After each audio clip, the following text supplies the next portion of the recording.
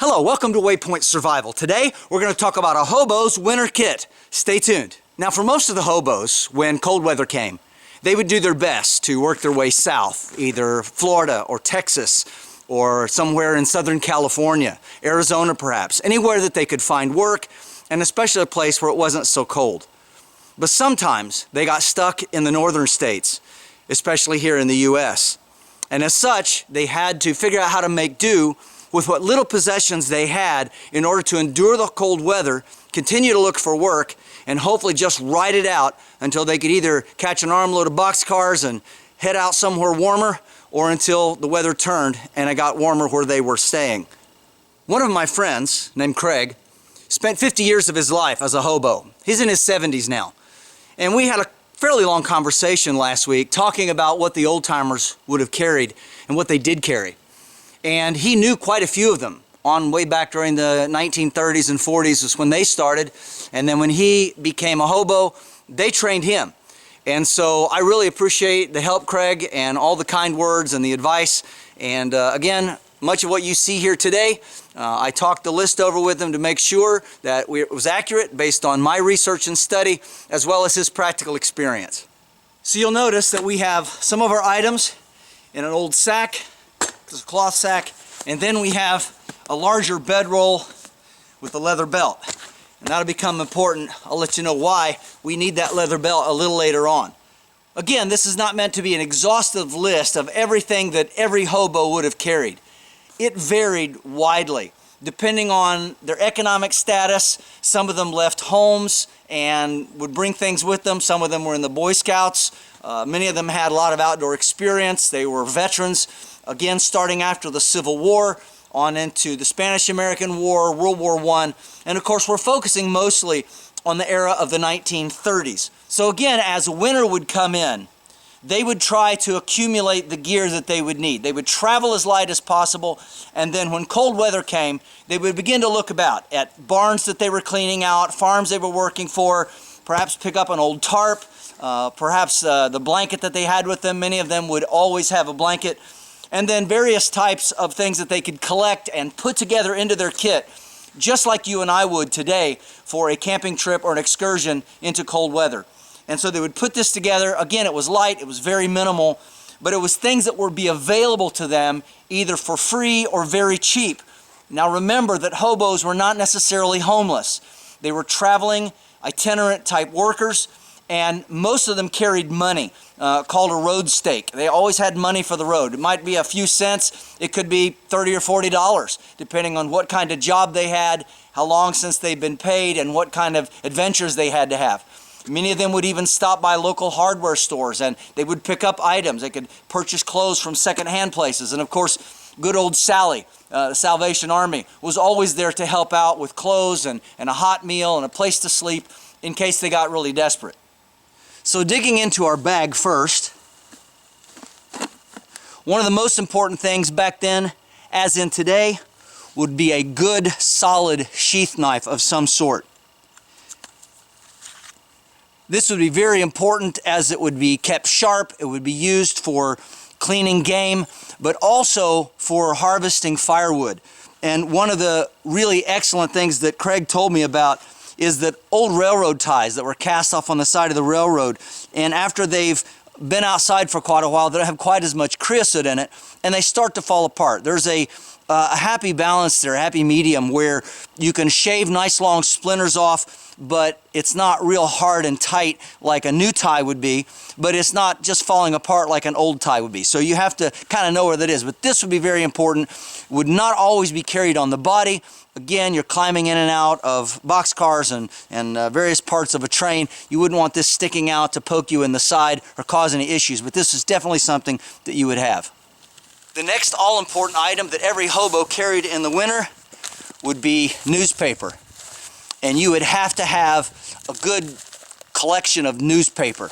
And this, of course, you would roll up, you could stuff inside of your clothes to stay warm. You could also open it up, as many of the hobos did, and this became sort of a temporary blanket that you could put on top. You could tear this and use this for fire starting. You could use it for cleanup. You could use it to dry yourself off if you got wet. This was also useful as toilet paper. So again, you would have this. This was something that you would always carry as a hobo. The next item that we have that a hobo would carry in cold weather would be a coffee pot, or just a large number 10 tin can. And those were actually used a little more often than something like this, but if you had some, you had access to this, you would use it. Now this does not have any of the percolator parts inside because this is a one size fits all, one use for many things. With this, we can cook and boil soup, we can make coffee, we can melt ice and snow for water, we can use this for boiling up, for bathing. So 101 uses for something like this, a good sturdy pot, or just an old number 10 can, as I said before. Inside the pot, we have some important resources. We have a tinder bag, and this tinder bag is just a bunch of slivers of wood, just bits and pieces of odds and ends of things, as well as some birch bark that we would have harvested in a northern state where birch grows. There is also a stub of a candle, as well as a candle holder. The candle goes inside. It's got a pin on the bottom, and you can stick this in the ground or into a tree or a crack in a rock, and it will help you not only get a fire started, but also to be able to write letters and postcards back home, which is something that the hobos actually did quite frequently. Along with that, hobo would always carry something in his pockets. Many times their pockets would be fully loaded. They would even sew extra pockets inside so they would carry less gear in a bag or a sack. But one thing that you would find them carrying, wrapped up in a cloth to keep it from getting broken, a small flask of old kerosene, taken from an old kerosene lantern in a barn or something like that. And many people, of course, would be glad to help you along the way, perhaps as part of your work for the day, pay you in a little bit of kerosene. Just super excellent for starting fires in cold weather. Of course, it had medicinal purposes, as I did on another video. They would use this for all sorts of things. So having a small flask of kerosene, absolutely important for the winter. They would also want to carry some sort of a sturdy pocket knife, something that they could use. Been sharpened probably many times, but again, for potatoes and for carrots and for anything that you needed around camp, or just whittling and carving, making little things, the traps and triggers for setting snares, or perhaps for carving some sort of a project to sell along the side of the road. Be very important to have a good sturdy pocket knife always. They would also always have some sort of a match safe with them, with plenty of matches, strike anywhere matches. This is kind of a unique one. You can see there, remember the Maine. This is from the Spanish-American War in the late 1800s, 1898, and my great-grandfather was a medic in the Spanish-American War. On the bottom, there is a striker. So you would take your match, strike anywhere matches, of course, and you'd be able to strike your matches wherever you were if you didn't have a rough surface or a dry surface, perhaps. The next item that we have in our pot, wrapped in an old rag, which we could use for cleaning as a dish towel or to wash up ourselves, would be an old tobacco tin with coffee inside. Just loose coffee, and you could either carry it already ground or carry the coffee beans, perhaps, but that'd be a good thing to have along with you. And then, of course, every hobo always traveled with one of these. This is an emergency can of beans. And I appreciate my good friend Sarge Vining. I'll make sure and put a link down below where you can go to his site and you can download these labels for free, and then you put it on a new tin can so that you can actually eat the contents, but you can print these out on your own laser printer. But every hobo always had this. As an emergency, you always had something to eat, and as well, you would have something to contribute to the mulligan stew. When you got into the hobo jungle, you were only allowed to take something out if you put something into the stew, so this would make sure that you could do that. Next, digging back into our sack here, we'd have a pair of pliers, And many of these pliers have a flathead screwdriver on one side. You could open that up and you could work on things, do repairs. It's also for prying open. But you would use this for making projects. You would use this for getting something out of the fire, especially if you were using a tin can. But anything you needed to grab a hold of something and had some leverage with, you would always want to have a good pair of pliers.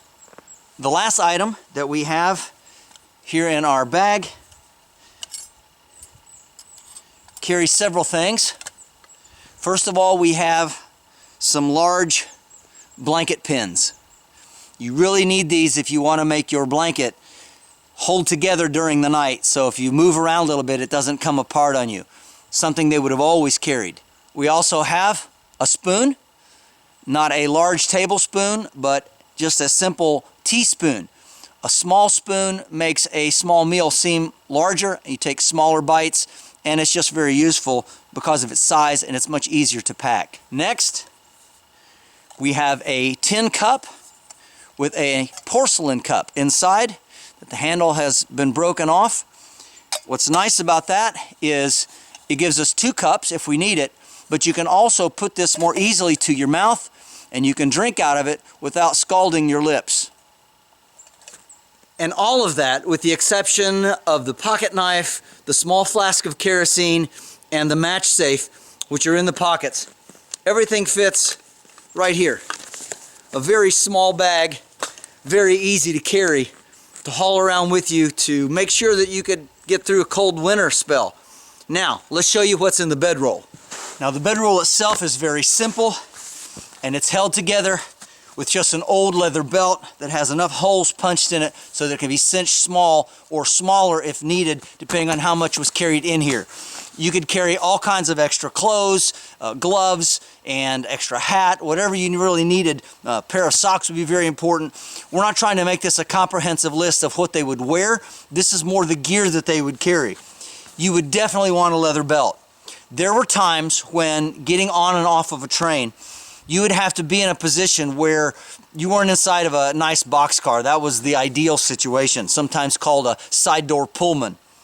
But what you would have to do is you would have to take a belt and you would have to cinch it around yourself and around part of the train, whether it would be a ladder or some sort of a rail or some protrusion around the train you could get a hold of, and that would keep you from falling out. If you got too cold or you couldn't hang on, your hands, your fingers got numb, or the train went through a rough series of places where there was a lot of bumps and jolts, stops and starts, you would want to have something that could help hold you on. So a leather belt, something you would always want to have, you would always either wear on you or have with your gear. Inside of our winter bedroll, this is roughly a 6x8 tarp. It's a little bit less than 6 and a little bit more than 8, so because it's sewed and stitched. And I'm not going to open the whole thing up here just because where we are, but I am going to show you on each corner we have heavy grommets, we have rope already attached. Inside, where it can stay nice and dry, we have a very heavy-duty wool blanket. This would keep you warm, this would keep you dry, you could roll up in both of them, and even though you would have a little bit of condensation issues, yet you could put this up in multiple configurations. Many of you are very well aware of how tarps can be set up in many ways. And this would keep you in almost any kind of weather, assuming you could have a nice warm fire. That would be the other side. You would make sure that you were at a place in a jungle, perhaps with some other hobos, where you could have a large fire, be enough people to gather firewood. Camping by yourself in cold weather is always difficult, especially when you have minimal gear. Now do remember that this wasn't their only cold weather defense. Just like today, your main cold weather defense are the clothes that you wear. From a good solid hat to some sort of gloves. You would definitely want more than just fingerless gloves. You would want to have mittens that went over top of this perhaps. You have a double pair that way. You would have a shirt, an undershirt. You have a vest. You have some sort of a wool coat on. Something that would help hold that heat in. You might have long johns. You might have 1 or 2 pairs of wool socks. You would also need to make sure that along with wool socks that you had well-oiled boots. Now, they didn't have all the good footwear that we have today, but they did have the opportunity to make these relatively waterproof through wax and various oils and treatments and finishes that they had. And so you would take time as a hobo to make sure that your boots were already set up for cold weather as well as for long trekking. Thanks so much for watching. Again, it's not a lot of gear, but remember, hobos traveled pretty light, so they could go fast on and off of trains, and as well as the many miles that they also had to walk on foot. I hope you've enjoyed this. This is a good example of what a hobo might have carried in the golden age of the hobo between 1870 and the 1930s. Stay tuned for the next one. This is James Bender for Waypoint Survival. If you like this video, please give it a thumbs up.